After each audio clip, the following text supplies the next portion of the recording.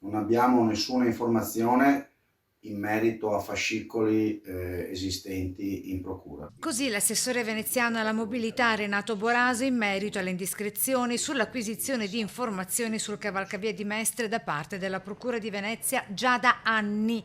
Ad allertare l'attenzione della magistratura veneziana sarebbero state le denunce sulla caduta di Calcinacci, ovvero le criticità di Rampa Rizzardi e del cavalcavia della Vempa, pubblicate sulla stampa già da tempo con l'acquisizione dei magistrati dal Comune di Venezia delle carte relative alla situazione statica del cavalcavia e ai progetti per il consolidamento e ristrutturazione, compresi quelli sul rifacimento delle protezioni laterali. Notizia oggi smentita dall'assessore di reparto, sebbene con un punto interrogativo rispetto alle passate amministrazioni di centrosinistra. Quindi smentisco categoricamente che ci siano in comune richieste avvenute in passato di fascicoli, non lo sappiamo.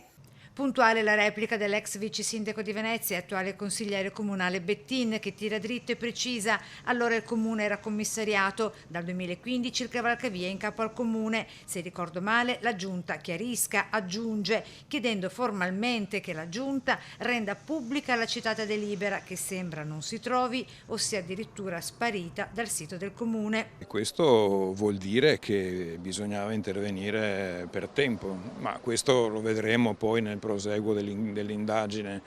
Io eviterei polemiche attendendo i dati fattuali che emergeranno dall'indagine della Procura. Nel rimpallo di responsabilità, i lavori di messa in sicurezza iniziati il 4 settembre scorso continuano.